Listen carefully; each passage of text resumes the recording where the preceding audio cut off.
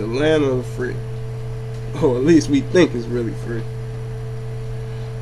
So we live in this country, United States of America, which you will learn in this course. The good thing is, this land really free, or do we think it's free, or is that just a statement put there to help us believe it's free? So, as you know, this country is full of laws. Each law tells us, the people, what we can and cannot do. Some make very good sense, some make no sense. Some are useful, some are not. Some get enforced, some don't. Even though every law is supposed to be enforced, some don't. We have other people telling us what we should and should not do. So when you really do look at it, who's really free? Is it the people?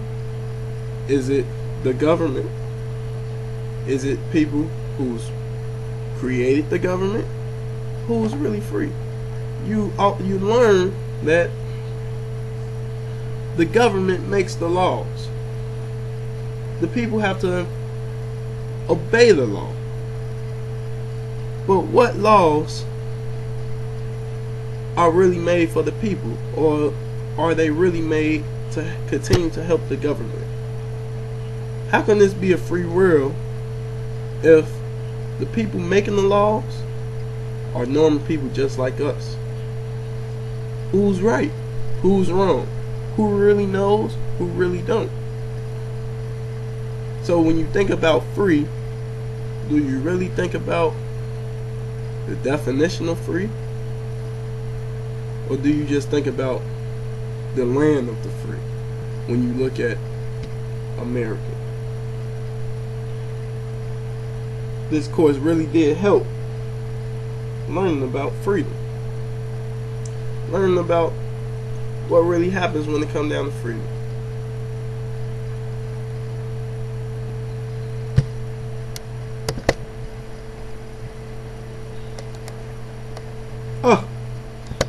Order. Order. Order in the United States of America. Great topic, great topic, great topic.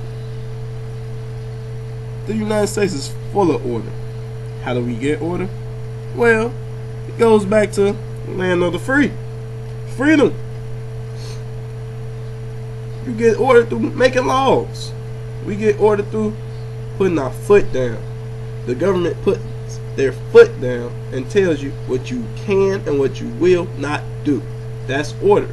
So once again, it pops back to the question, is we really free or are we really not free?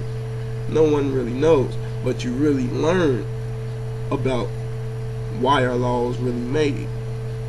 Why do the government make the laws that they make? How do those laws get put into play? Because they're not just one day the government decides about a law, decides about an idea of a law. They actually have to think about the law, putting it into place. It go through a lot of other steps, and then it's being made.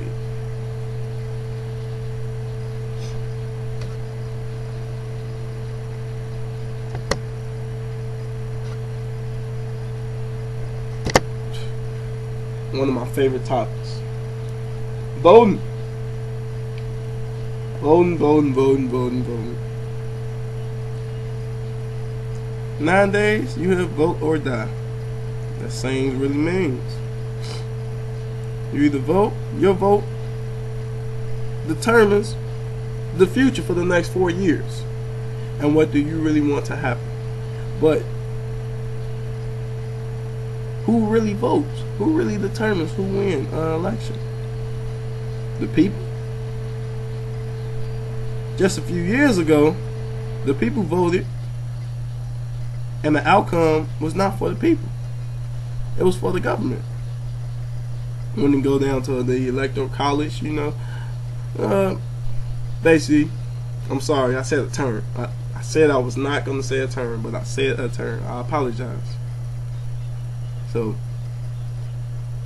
back to what I was saying. A couple of years ago, we had the election between George W. Bush and Al Gore. It came down to one state, Texas. No, I'm sorry, Florida. The people voted for Al Gore. But the government, these officials, all came together and went opposite of the people and voted for George W. Bush. So, is voting really based on the people's judgment? Or is voting really based on the government? These are things that you learn while you're in American history. Because voting is very, very, very important. There's a lot of things that take into play when it comes down to voting. It takes into play voting behaviors. Who votes for who? Most people vote for their party. Either if they're a Republican or Democrat, and that's really based on their lifestyle, how they grew up, how their parents' views are. Most people base their views on their parents. So whatever their parents brought them up on is what they going to be brought up on, and what they are going to believe, and that's going to determine their vote. That's real important when it comes down to who's running, who's not running. You can't, the person that is running for an official for a seat in the government has to know all different types of lifestyles, all different types of areas. Where do people come from? Have to have a good understanding of other people's lives. Have to be able to connect to everybody, not just one certain group of people. Because that's what the people want. The people want somebody who are able to connect to everybody, not just one group. So when you think about voting, you think about everything comes into play now. You're hearing the voice of everybody that's in the country. Well, mostly everybody that's in the country, because a lot of people think, do my vote really count? If I take time out my day to go vote, will my vote really count? Or will it just be something that is looked at and just throw away and go opposite? That's a big question till today, and that question needs to be answered. You will get a better understanding of it in this course as this course goes on.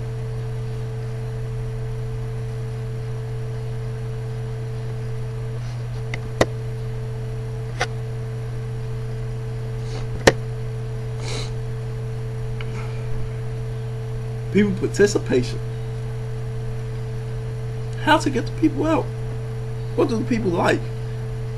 Why would people take time out their day, time off their jobs to come participate?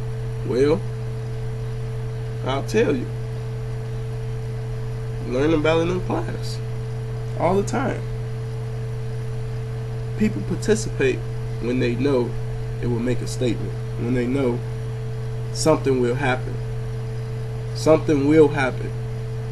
A lot of people don't want to waste their time. The people of this country hate wasting their time. So they only do things when they know it will impact the nation. Something will change. So once a huge amount of group of people come together and make a stance on one thing, the government will see that. The government will answer. Because if the government don't answer, then they lose their jobs.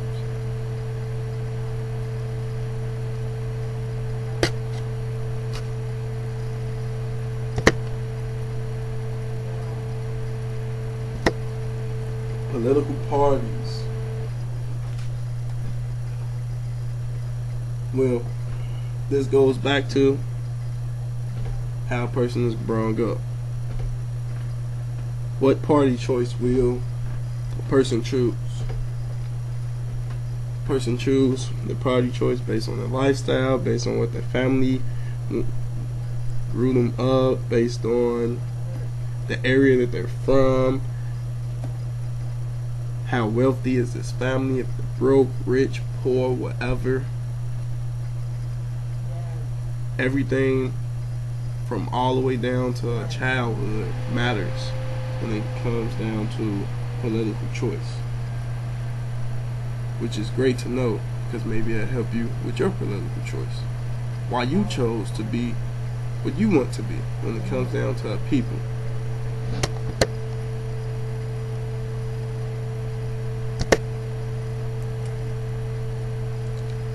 Last but not least, Congressman and the president. Wow, okay.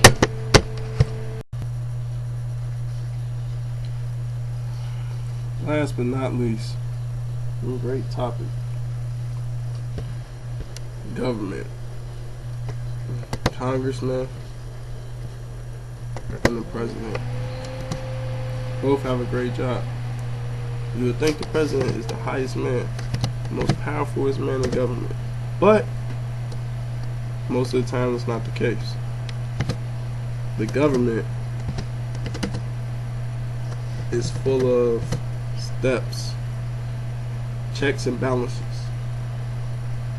which the president have to go by also. So when the president want to make a law, when the president want to make a decision, he has to be bagged up by the Congress and congressmen. I'm sorry, the congressman and congresswoman,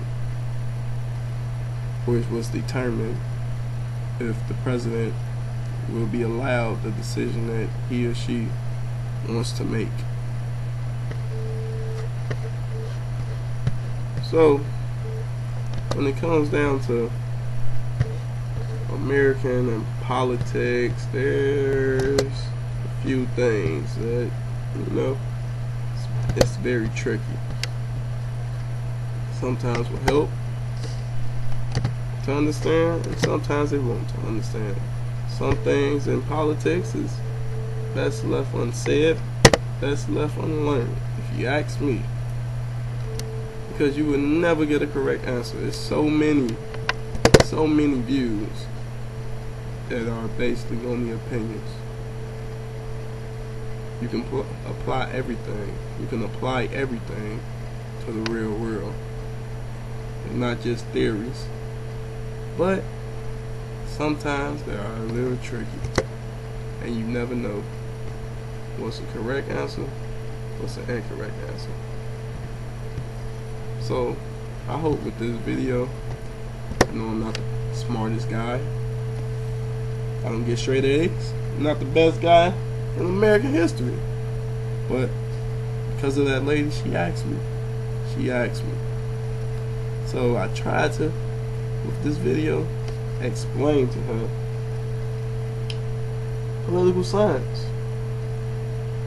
What should you know? What shouldn't you know? What's important? What's not important? Topics to go up on. What's the course about? I tried. I hope this really did help her understand. So you'll be hearing from me maybe in some time.